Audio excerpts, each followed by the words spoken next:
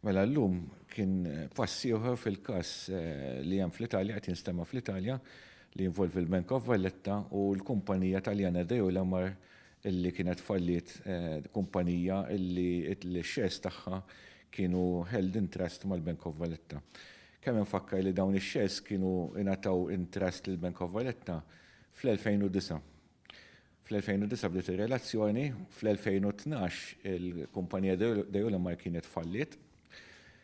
U wara dak il-falliment kienet infetħet kawża mill-kuratela tal-kumpanija falluta on behalf tal-kredituri tal-kumpanija kontra numru ta' counterparties fosthom il-Bank of Valletta.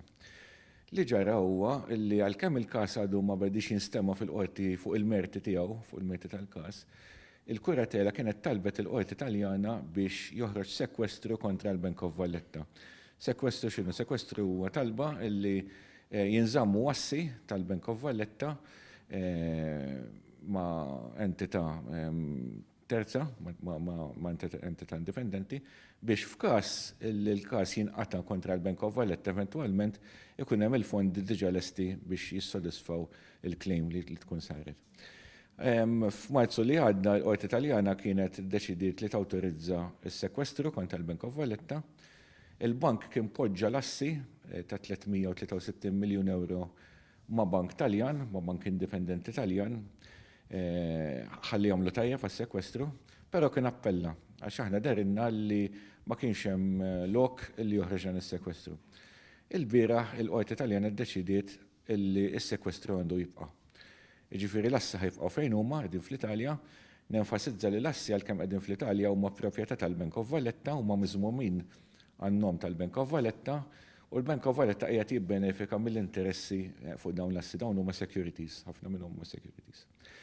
Allura llum kull ma ġara jew il-bieraħ propja, kull ma ġara huwa li l-sekwestru ġie konfermat u issa il-każ ikompli fuq il-merti tiegħu.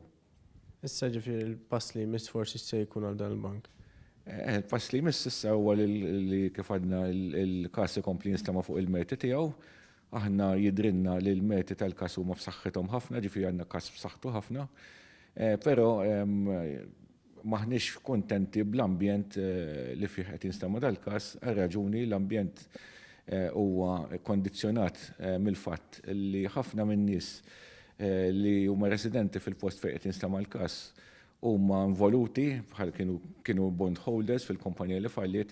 U allura jista' jkun hemm kondizzjonament li jtellef mill-dritt tal-BOV li jkollu fair hearing. Apparti minn hekk jiġifieri l-każ irid ikompli jinstema', aħna wkoll qegħdin nippruvaw li l-każ inċaqalquh minn torra annunzjata u jmur f'post fejn jidhrilna li jkun iktar ċans ta' fair hearing għall-Bank of Valletta.